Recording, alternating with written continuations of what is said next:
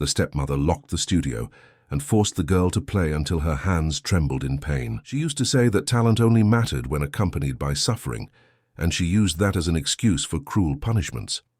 But everything changed when the millionaire father arrived and saw his daughter with her arms bandaged and trembling.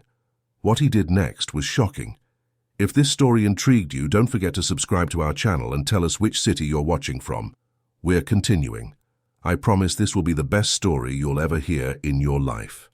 The morning light filtered through the tall windows of the practice studio, casting long shadows across the polished grand piano that dominated the room. 12-year-old Emily Richardson sat at the bench, her small fingers poised above the ivory keys, her back perfectly straight, as she had been taught.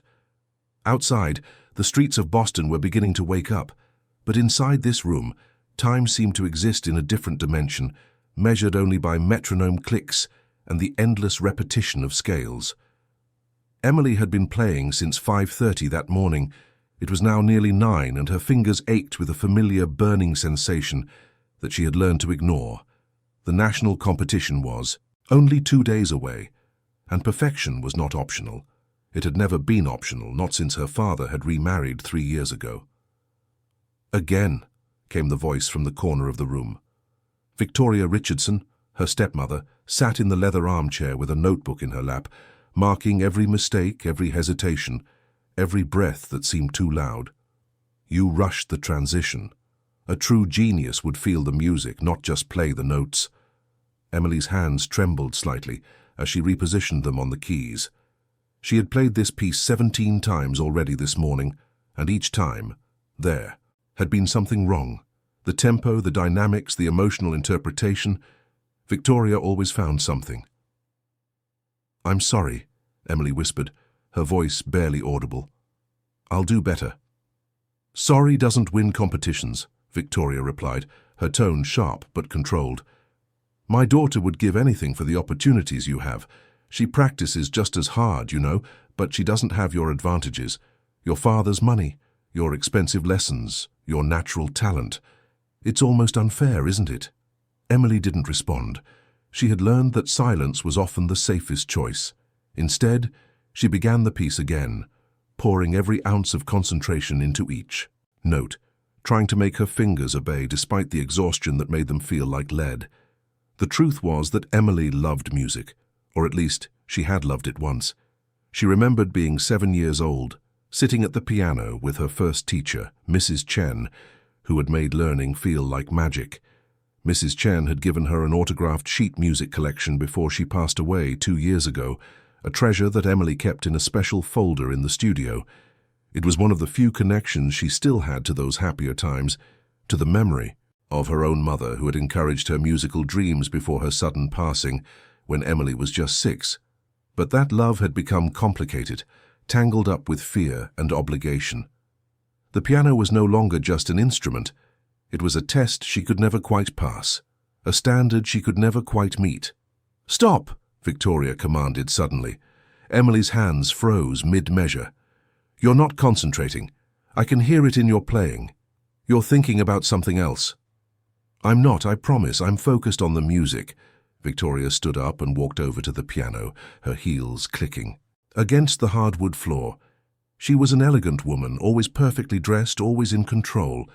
To the outside world, she was the devoted stepmother who supported Emily's career, who drove her to competitions, who sat in the audience beaming with pride. No one knew what happened behind the closed doors of the practice studio. "You think you're so talented," Victoria said quietly, leaning against the piano. "But talent without discipline is nothing. Do you know how many gifted children fail because they become complacent, because they think their natural ability is enough?" "I'm not complacent," Emily said, her voice shaking. "I practice every day. I do everything you ask." "Everything I ask? I ask for excellence. I ask for dedication. And what do I get? Mediocrity, excuses." Victoria picked up the sheet music from the piano stand. "You know what? I think you've become too dependent on these. Real virtuosos can play from memory. They don't need a crutch." Before Emily could protest, Victoria had gathered all the sheet music from the piano and walked to her chair, placing them face down on the side table. "Now play it again, from memory. Show me that you're worthy of the opportunities you've been given. Emily's heart raced. She knew the piece well, but without the music in front of her, doubt crept in. What if she forgot a section? What if she made a mistake? She took a deep breath and began to play, relying on muscle memory and the countless hours of practice. For the first 2 pages, she did well. Then her mind went blank. Her fingers stumbled, searching for the right notes, and she played a wrong chord. "Stop," Victoria said coldly. "That was pathetic. Clearly you don't know this piece as well as you should. We'll continue this afternoon. Maybe by then you'll take this seriously. And since you can't seem to focus, perhaps you need to think about your priorities. No dinner tonight. Use that time to reflect on what it means to be a true artist." Emily felt tears burning behind her eyes, but she refused to let them fall. Crying only made things worse. "Yes, Mum," she whispered. "You may leave the studio now. I'll call you when it's time to practice again." Emily stood up from the piano bench, her legs stiff from sitting for so long. As she walked toward the door, she glanced back at the piano, at the instrument that had once brought her so much joy and now felt like a prison. She wanted to say something, to defend herself, to explain that she was trying her best. But the words died in her throat. The rest of the house felt different from the studio, lighter somehow, even though the weight she carried followed her everywhere. Her father, James Richardson, was already at work. He owned a successful chain of boutique hotels throughout New England and was rarely home during the day. When he was home, Victoria was different, warmer, more patient, the picture of maternal support. Emily had tried once, months ago, to tell him that the practice sessions were too long, too intense. But Victoria had been there, had smiled sympathetically, and explained that Emily was just feeling the normal pressure of competition, that all serious musicians went through this. Her father had believed Victoria. Why wouldn't he? She seemed so caring, so invested in Emily's success. Emily went to her room and lay down on her bed, staring at the ceiling. Her hands still ached. She flexed her fingers, watching them move, wondering how much longer. She could keep doing this. The competition was important, she knew that. It was nationally televised, a chance to perform at Carnegie Hall, a stepping stone to a professional career. Everyone expected her to win. Her teachers, her father, the music community that had been following her progress since she was 8 years old. But what did she expect? What did she want? She wasn't sure anymore. That evening, Victoria called her back to the studio at 6 o'clock. Emily's stomach was empty, growling with hunger, but she didn't complain. She sat at the piano and began to practice again. This time with the sheet music returned to the stand. Victoria watched from her usual chair, occasionally making notes, occasionally offering criticism. "Better," she said, after Emily completed a full run through, "but still not perfect. You need to feel the emotion more deeply. This piece is about longing, about loss. Have you ever lost anything that mattered to you?" Emily thought about her mother, about Mrs. Chen, about the simple happiness of playing music without fear. "Yes," she said softly. "Then use that. Channel it into your playing. Make the audience feel what you feel." They continued until nearly 10 o'clock. By the time Victoria finally dismissed her, Emily could barely keep her eyes open. She stumbled to her room, changed into her pajamas, and collapsed into bed without even brushing her teeth. Sleep came quickly, a dark and dreamless escape. The next day followed the same pattern: early morning practice, criticism, brief breaks, more practice. Emily's father came home for dinner, and Victoria was suddenly transformed. She praised Emily's progress, talked enthusiastically about the upcoming competition, made Emily's favorite pasta dish. James Richardson smiled at his daughter across the table, pride evident in his eyes. "I'm so proud of you, sweetheart," he said. "All your hard work is going to pay off, I know it." Emily forced a smile. "Thank you, Dad." "Victoria has been such a blessing," he continued, reaching over to squeeze his wife's hand. "I don't know what we'd do without her support. She's dedicated so much time to helping you succeed." "I just want Emily to reach her full potential," Victoria said warmly. "She has such a gift. It would be a shame to waste it." After dinner, Emily returned to the studio for one final practice session. Tomorrow was the day before the competition. the last chance to perfect every detail. She felt the pressure building, a tight knot in her chest that made it hard to breathe. "I want to show you something," Victoria said, walking over to the cabinet where Emily kept her most precious belongings. She pulled out the folder containing the autographed sheet music from Mrs. Chen. "This is lovely, isn't it? A gift from your old teacher." Emily's heart clenched. "Please be careful with that. It's very special to me." "I know it is," Victoria said, flipping through the pages. "But you know what I've noticed? You've been playing with too much confidence lately. Confidence can be dangerous. It makes you sloppy, careless.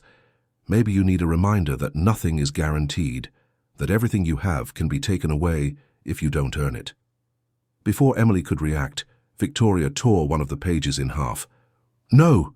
Emily jumped up from the piano bench, her voice breaking. "Please don't. That was from Mrs. Chen. It's all I have left of her." "Then maybe you should have taken this more seriously," Victoria said calmly, tearing another page. "Maybe you should have shown me that you understand what's at stake." Emily felt something break inside her. She watched, helpless, as Victoria methodically destroyed the sheet music, page by page, until the folder was empty and the floor was covered with torn paper. Tears streamed down her face, but she made no sound. What was the point? No one would hear her. No one would help. "Clean this up," Victoria said, dropping the empty folder on the piano. "And then get some rest. Tomorrow is an important day." She left the studio, closing the door behind her with a soft click. Emily sank to her knees and began gathering the torn pieces, her hands shaking, her vision blurred by tears. This was more than just paper. This was her connection to a time when music had been beautiful, when someone had believed in her without conditions, without demands for perfection. She stayed there on the floor for a long time, holding the fragments of what had been whole, wondering if she herself could ever be put back together. The competition was in 2 days. Everyone was counting on her, but she felt empty, hollowed out, like an instrument with broken strings. Finally, she stood up and placed the torn pieces in the trash, each one feeling like a small surrender. She turned off the lights in the studio and walked to her room, moving through the dark house like a ghost. Tomorrow would come whether she was ready or not. The performance would happen, the world would watch, and she would smile and play and pretend that everything was fine because that was what was expected of her. But tonight, alone in her room, she let herself feel the truth. She was tired. She was scared. And she didn't know how much longer she could keep going. The piano that had once been her voice had become her cage, and she had no idea how to escape. The morning of the day before the competition arrived, with a grey sky that matched Emily's mood. She had barely slept, her mind replaying the image of those torn pages over and over. When she finally dragged herself out of bed, her body felt heavy as if gravity had doubled overnight. Victoria was already in the kitchen when Emily came downstairs. "Good morning," she said brightly, as if nothing had happened. "I made you a protein smoothie. You need your energy for today's practice session." Emily took the glass without speaking and drank it mechanically. The cold liquid settled uncomfortably in her empty stomach. She hadn't eaten dinner the night before, and breakfast felt like a betrayal of her own grief. "Your father had an early meeting at the hotel in Providence," Victoria continued, wiping down the counter. "He won't be back until this evening, so we have the whole day to focus on your preparation. Isn't that wonderful?" Emily nodded, not trusting her voice. She knew what a full day alone with Victoria meant.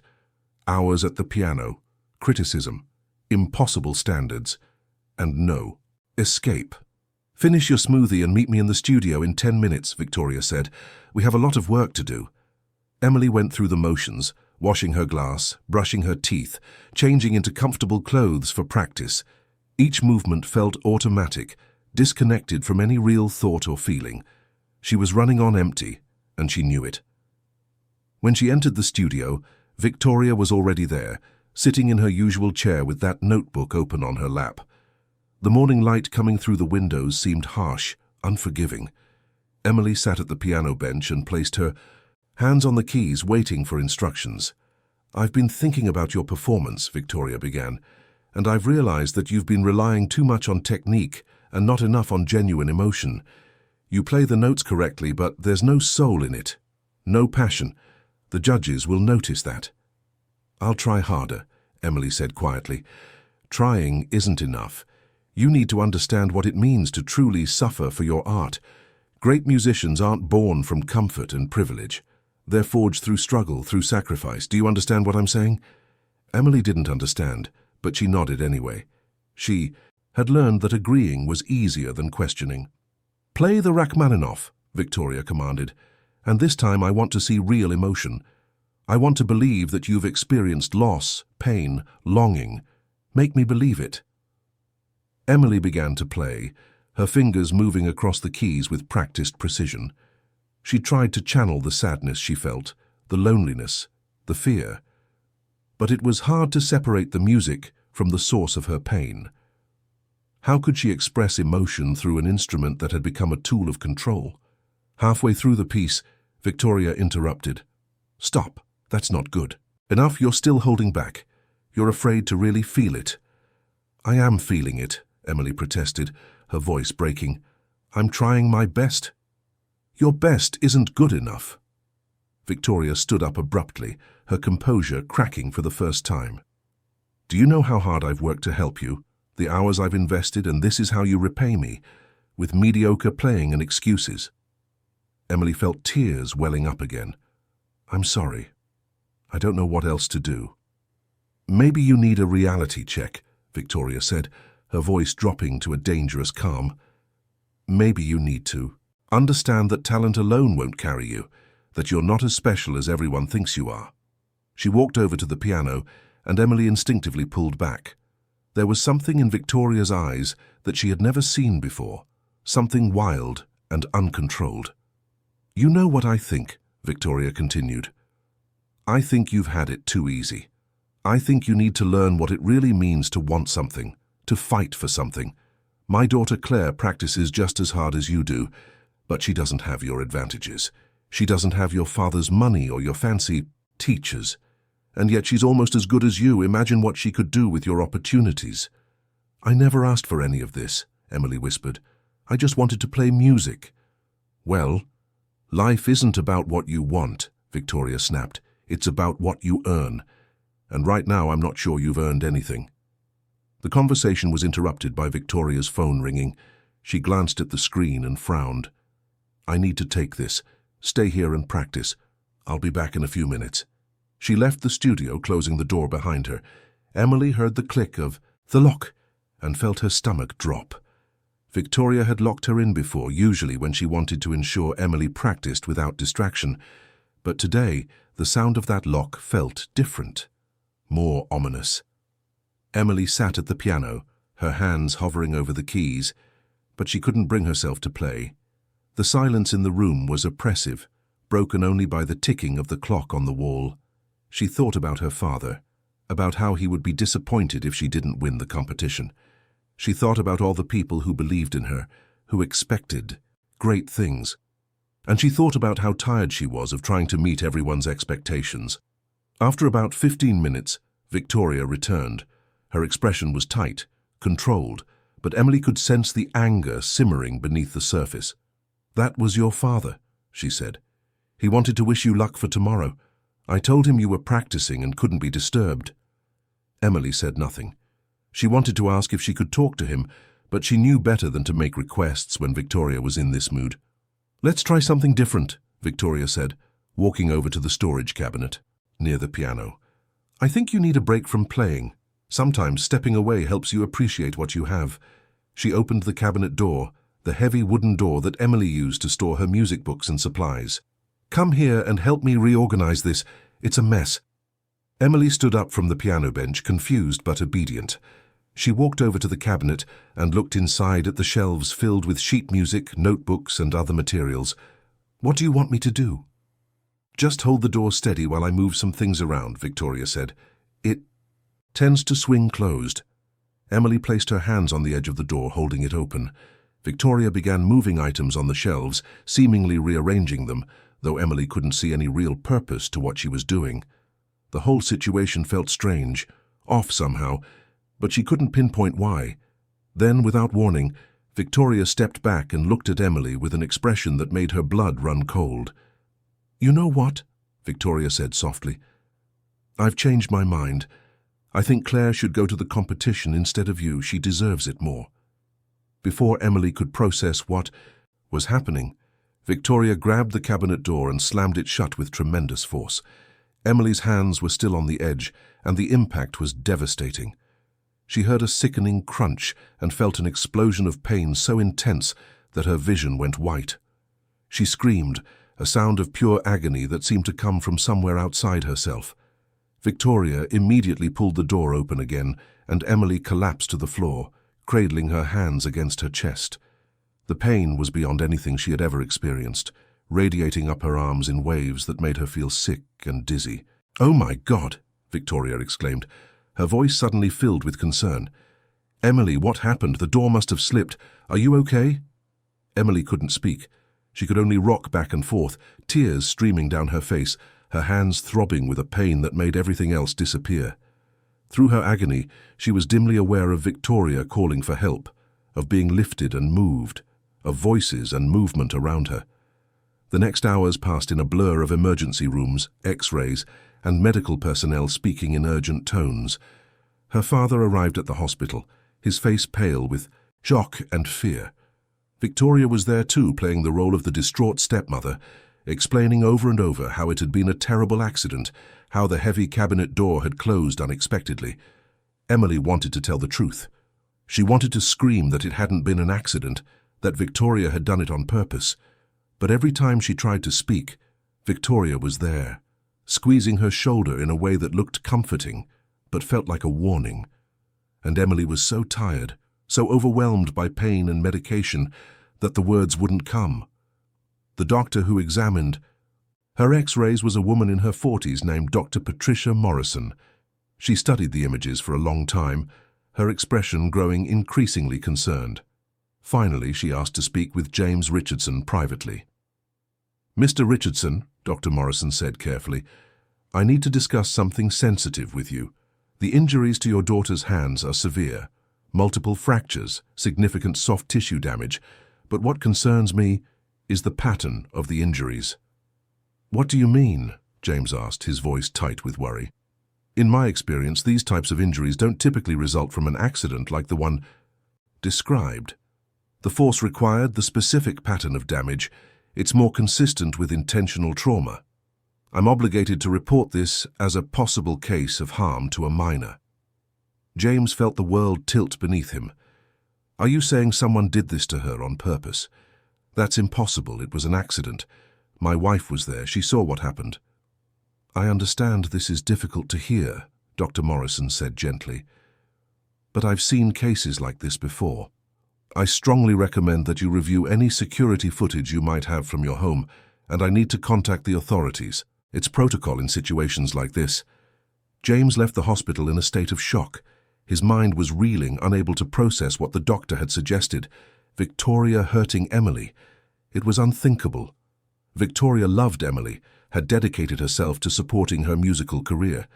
There had to be another explanation, but Dr. Morrison's words haunted him. When he arrived home, he went directly to his office and pulled up the security system on his computer. The cameras had been installed 2 years ago after a break-in attempt in the neighborhood. He had cameras covering most of the main areas of the house, including the hallway outside the music studio. With trembling hands, he found the footage from that morning and began to watch. He saw himself leaving for his meeting. He saw Victoria and Emily having breakfast. He saw Emily going into the studio. Then, about an hour later, he saw Victoria enter the studio and lock the door behind her. The camera didn't show the interior of the studio, but it had audio. James turned up the volume and listened. He heard Victoria's voice, cold and controlled, talking about Claire deserving Emily's opportunities. He heard the sound of movement, then Emily's scream, a sound so filled with pain that it made him feel physically ill. Then he heard Victoria's voice change completely, becoming panicked and concerned as she called for help. He watched as she unlocked the door and emerged, carrying Emily, her face a perfect mask of maternal worry. James played the footage 3 more times, unable to believe what he was seeing and hearing. But the evidence was undeniable. Victoria had deliberately hurt his daughter. The woman he had married, the woman he had trusted with his child's well-being, had committed an act of calculated violence. He saved the footage to a secure drive and immediately called his attorney. Then he called the police. By the time he returned to the hospital, there were officers waiting to take his statement and view the evidence. When they confronted Victoria, she initially maintained her story about the accident. But when they told her about the security footage, her composure finally cracked. In the presence of her attorney, she gave a statement that shocked everyone in the room. She admitted that she had been jealous of Emily's talent, frustrated that her own daughter Claire didn't have the same opportunities. She had convinced herself that if Emily couldn't compete, Claire could take her place. She claimed she hadn't meant to hurt Emily so badly, that she had just wanted to cause enough injury to prevent her from playing in the competition. The officers took Victoria into custody. James sat in the hospital room with Emily, holding her bandaged hands as gently as possible, tears streaming down his face. "I'm so sorry," he kept saying. "I should have known. I should have protected you." Emily, still groggy from pain medication, looked at her father with eyes that seemed much older than 12. "It's not your fault, Dad," she whispered. "She was good at hiding it." Over the next few days, the full extent of Victoria's behavior came to light. Emily finally felt safe enough to tell her father about the extended practice sessions, the locked doors, the withheld meals, the constant criticism and emotional manipulation. Each revelation was like a knife to James's heart. Claire, Victoria's biological daughter, was brought in for questioning. The 15-year-old was horrified when she learned what her mother had done. "I never wanted this," she told the investigators, crying. "I never asked her to hurt Emily. I didn't even know she was capable of something like this. Emily is my sister. I love her." The legal process moved forward. The security footage was presented as evidence, along with Emily's testimony and medical records. Victoria's attorney tried to argue for leniency, claiming emotional distress and temporary insanity, but the premeditated nature of the act was clear.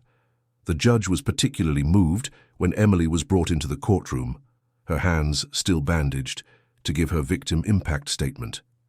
"I used to love playing piano," Emily said, her voice small but steady. "It made me happy, but she took that away from me. Even before she hurt my hands, she made music into something scary. I don't know if I'll ever be able to play professionally again. The doctors say the damage is permanent, but the worst part is that she made me afraid of the thing I loved most." Victoria was convicted and sentenced to prison time. She was also issued a restraining order preventing her from having any contact with Emily or Claire. James immediately filed for divorce. The aftermath was complicated. Claire, traumatized by her mother's actions and feeling guilty by association, asked if she could continue living with James and Emily. James agreed without hesitation. The two girls needed each other, he realized. They were both victims of Victoria's obsession. But Emily's recovery was not straightforward. The physical therapy for her hands was painful and slow. The doctors were honest with her. She would regain most of her function, but the speed and precision required for professional piano performance were likely gone forever. The career that had been mapped out for her since childhood was over, before it had really begun. For months, Emily refused to even look at a piano. The sight of the instrument triggered panic attacks. She had the studio locked and asked her father to remove all the musical equipment from her room. She told her therapist that she wanted to forget she had ever played, that she wanted to be someone completely different. James watched his daughter struggle with a broken heart. He had failed to protect her from Victoria, and now he felt helpless as she tried to navigate this new reality. He hired the best therapists, gave her space when she needed it, and held her when she cried. But he couldn't fix what had been broken. Claire struggled too. She stopped playing piano entirely, unable to separate the instrument from her mother's crimes. She felt that music had been poisoned by what had happened. The two girls existed in the same house, but barely spoke, each trapped in their own grief and trauma. It was almost a year later when something shifted. James had started volunteering at a children's rehabilitation center, partly as a way to process his own guilt, and partly because he wanted to do something meaningful with his resources. One day he asked Emily if she wanted to come with him. She agreed reluctantly, more to please her father than out of any real interest. But when they arrived at the center, something unexpected happened. Emily saw a young girl, maybe 9 years old, sitting at an adaptive piano with one hand in a cast. The girl was trying to play a simple melody with her good hand, her face scrunched up in concentration. Emily found herself walking over. "That's a pretty song," she said softly. The girl looked up and smiled. "Thanks. I'm trying to learn it before my cast comes off. I don't want to forget how." "What happened to your hand?" Emily asked. "I fell off my bike," the girl said. "The doctor says it'll heal, but I'm scared I won't be able to play as well anymore." Emily looked at her own hands, the scars still visible even after months of healing. "I was scared of that too," she said. "I had an injury that changed everything for me." "Can you still play?" the girl asked. "I don't know," Emily admitted. "I haven't tried in a long time." "Why not?" It was such a simple question, asked with such innocent curiosity, but it struck something deep in Emily's heart. Why not? Because it hurt, because it reminded her of Victoria, because she was afraid of failing, of not being perfect, of not being who she used to be.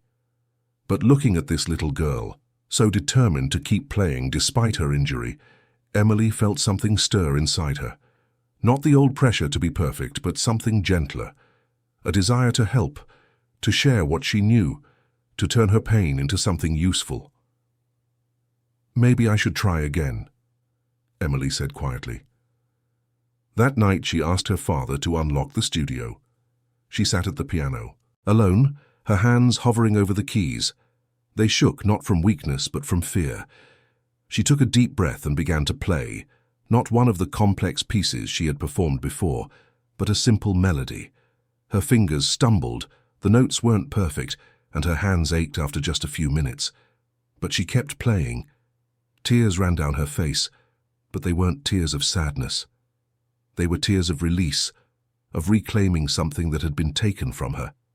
The music wasn't perfect, and it never would be again. But it was hers. Over the following months, Emily began working with the children at the rehabilitation center. She taught them simple pieces, helped them adapt their playing to work around injuries or disabilities, and most importantly, she showed them that music could still be beautiful even when it wasn't perfect. Claire, watching her stepsister's transformation, slowly began to heal as well. She started helping with the administrative side of what was becoming Emily's passion project. Together, the two girls created a foundation dedicated to music therapy for children who had experienced trauma or physical challenges. James, seeing his daughter find purpose in her pain, felt a weight lift from his shoulders. He stepped back from his hotel business to focus on supporting the foundation, using his resources and connections to help it grow. Years later, Emily stood in front of a room full of students at the music therapy center that bore her name. Her hands, though scarred, moved with gentle confidence as she demonstrated a technique. She would never play at Carnegie Hall. She would never be the prodigy that everyone had expected her to become. But she had found something more valuable, a way to help others find healing through music. One of her students, a boy who had suffered severe injuries in an accident, raised his hand. "Miss Emily, does it make you sad that you can't play like you used to?" Emily considered the question carefully. "Sometimes," she admitted. "But if I could still play like I used to, I might not be here with all of you. I might be traveling the world, performing in concert halls, and I would have missed this. I would have missed the chance to help you find your own music." She looked around the room at the faces of her students, each one carrying their own story of pain and resilience. "The person who hurt me tried to destroy my ability to make music, but what she didn't understand is that music isn't just about perfect technique or flawless performances. It's about connection, expression, and healing. She took away my career, but she couldn't take away my love for music, and she couldn't stop me from sharing that love with others." Claire, now working as the foundation's director, stood in the doorway watching. She caught Emily's eye and smiled. The two of them had built something beautiful from the ashes of their shared trauma. They had taken the worst moment of their lives and transformed it into a mission of hope. That evening, as Emily locked up the center, she paused at the piano in the main studio. She sat down and played a few measures of the Rachmaninoff piece she had been practicing the day Victoria hurt her. Her hands couldn't move as fast as they once had, and some of the more complex passages were beyond her now. But the emotion was there, deeper and more genuine than it had ever been when she was chasing perfection. She thought about the girl she had been, so desperate to meet impossible standards, so afraid of making mistakes. That girl was gone, replaced by someone stronger, someone who understood that true strength came not from being unbreakable, but from learning how to heal. The hands that someone had tried to destroy were still making music, not on concert stages, but in the hearts of children who needed to know that they could overcome their own struggles, and that, Emily realized, was the most beautiful performance of all.